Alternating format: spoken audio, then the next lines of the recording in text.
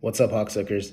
Today we're going to do the UFC 318 breakdown where I'll be giving my picks. Always remember to play responsibly. This is for entertainment and knowledge. I'm not a fortune teller.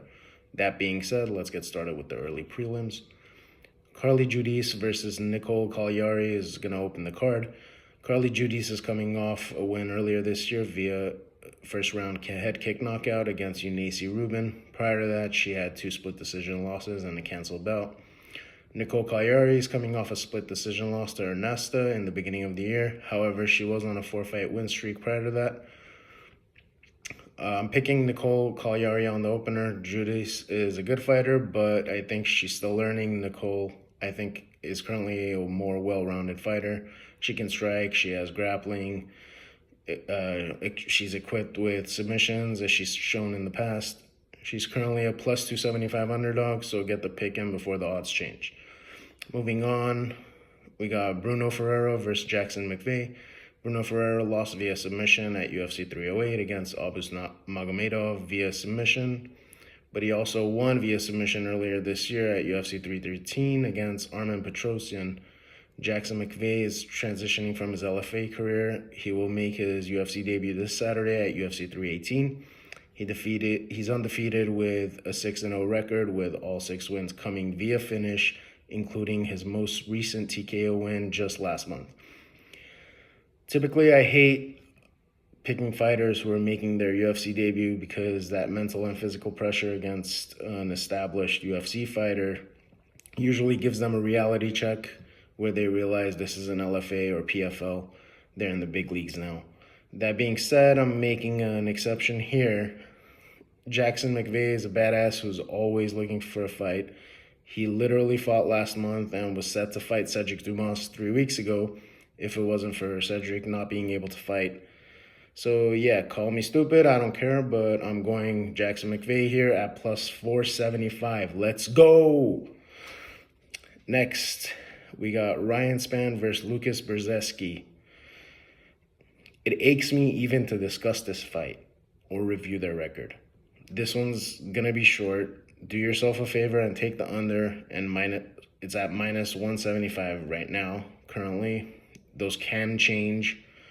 I'm surprised it's not at minus 800. Thank you for that, Mr. Sportsbook. Moving on. We got Jimmy Crute versus Marcin Prachnio. I'm not sure how to pronounce it, but let's go on. This fight was supposed to take place earlier this year in February at UFC 312, but it got scrapped, and Crute ended up fighting Rodolfo Bellato, which ended in a draw. Jimmy Crute hasn't won a fight since 2020. He has 2 draws, but no wins in 5 years. But to be fair, he wasn't losing to scrubs. His losses were against Anthony Smith in 2021, followed by losses to Jamal Hill and Alonzo Menifield. Marcin Prachnio has also had a bit of a rocky road since he entered the UFC, starting off with 3 back-to-back losses, followed by a couple good wins, then a loss win. His most recent fight being a loss against Modestas Bukauskas. Sorry, guys. I'm hoping for an entertaining fight on this one. Ultimately, my pick for this fight is Jimmy Crute. I think he'll come out on top. Yes, he hasn't won since 2020, but let's not forget those fights were against top contenders, including the former champ. Marcin hasn't had a great run in the UFC either, and his opponents weren't as top level as Crute's opponents. My pick is Jimmy Crute and it's a fair minus 300 currently. Right, closing off the early prelims, we got Adam Fugit versus Islam Dulatov. This fight was supposed to happen earlier this year in February, but it got scrapped, so they're fighting this Saturday at UFC 318.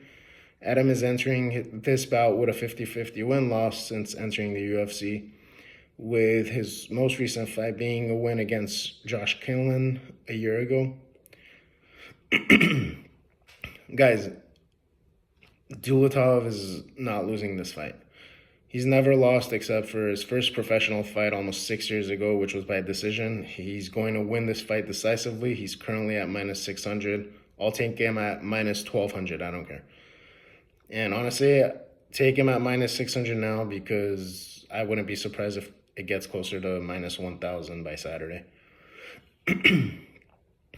Moving on to the prelims, we got first fight, Atiba Gauthier versus Robert Valentin. Atiba was on the Contender Series where he won by KO, and he's coming off a knockout win against Jose Medina back in March. Robert Valentin did well on the Contender Series, but hasn't shown any promise after that, as he's coming off 2 back-to-back losses against Ryan Loser and Torres Finney. I'm picking Atiba Gauthier on this one. He comes at a high price at minus 550, but that's expected. Lock it in. Francisco Prado versus Nikolay Veretennikov. That's the next fight on the card. Both these fighters have struggled since entering the UFC, with Prado being 1-3 and Nikolay being 0-2. One main difference is the strength of schedule. Nikolay's UFC opponents weren't notable, whereas Prado's losses were against Jamie Malarkey, Daniel Zellhuber, and Jake Matthews. Daniel Zellhuber is fighting on this card as well. We'll get to that later, but anyways. And he also has a win over Otman Azaitar, where he won by KO. Because of the current odds, I think there's good value in Francisco Prado, currently at minus 145. I also like the over on the rounds, which is currently 2.5 rounds at minus 175 for the over.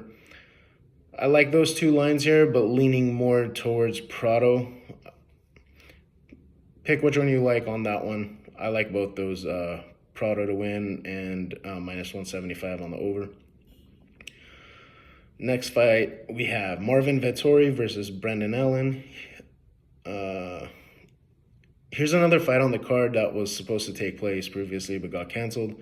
Pretty excited about this fight. One, because I think it's going to be a good fight, but also because of the buildup. This fight was supposed to happen in April of 2024, but never did. It's been hyped up since then, including the recent brawl at Hard Rock Casino, which involved teammate Tuco Tokos, who fought last week. I personally feel like this fight should be on the main card instead of the Zellhuber fight, but it is what it is. So let's move on with the breakdown. Marvin Vettori, being only 31 years old, has quite a few notable fights. He had lost in the title fight against Adesanya, then beat Paulo Costa, lost by decision to Robert Whittaker, beat Roman Dolidze, then followed by 2 losses, one against Jared Cannonier, which he took quite a beating, and then lost in the rematch to Roman Dolidze. Brendan Allen also has some notable wins over Andre Muniz, Bruno Silva, Paul Craig, and Chris Curtis, but it's being shadowed by his 2-fight losing streak against Nasruddin Imavov and Anthony Hernandez. Can't say much about Brendan Allen's losses, and, as it's against 2 great opponents. Same with Martin Vettori. His losses were against good competition. Although the loss against Dolidze, in my opinion, might be considered a setback. It's hard to pick a winner in this fight, but, I do feel comfortable with taking the over 2.5 rounds. It's currently at minus 285 odds. I don't think anyone's getting knocked out here. I mean, we saw the beating Marvin Vettori took by Jared Cannonier. He made it to the end. I don't see Brendan Allen getting finished here either. Let's just hope the fight is as good as the build-up. Take the over 2.5 on that one. And closing out the prelims, we got Kyler Phillips versus Vinicius Oliveira. Kyler Phillips has wins over Song Yadong, Ronnie Barcelos, and Pedro Munoz. However, he's coming off that loss against Rob Font in October of last year. Vinicius Oliveira was on the Contender Series and since then has wins over Ricky Simon and Said Nurmagomedov. This is another tough fight to pick, taking over 2.5 rounds, which is currently at minus 200. Moving on to the main card.